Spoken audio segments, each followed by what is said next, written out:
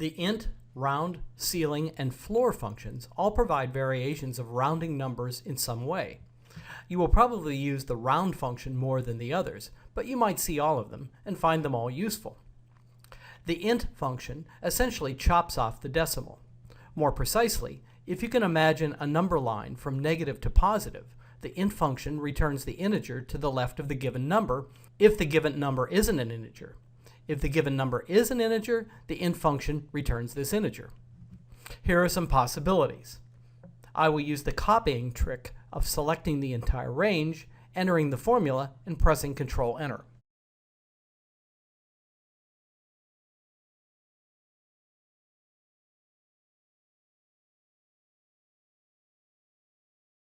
For example, the int of minus 3.2 is minus 4, because minus 4 is the integer to the left of minus 3.2 on the number line.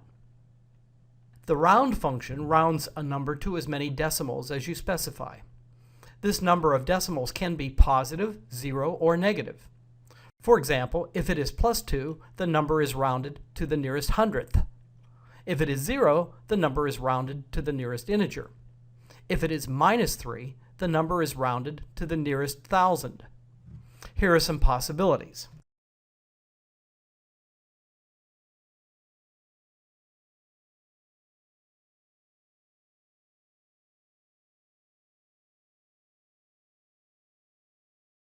For example, to round to the nearest thousand, I use minus 3. The ceiling function is useful for rounding up. It rounds a given number up to the nearest multiple you specify. For example, if the multiple is 10, it rounds up to the nearest multiple of 10. If the multiple is 0.001, it rounds up to the nearest thousandth. Note that either the given number or the multiple can be negative, and the behavior of ceiling in these cases is less obvious. You can look up the details in online help. Here are some possibilities.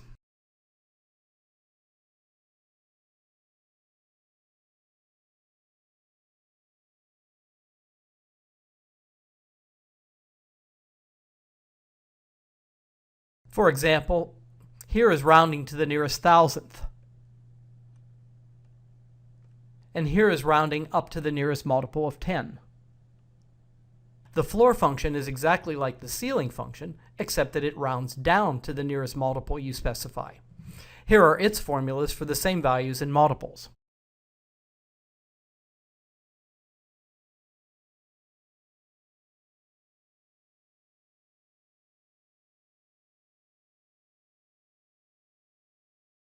So compare rows 13 and 18.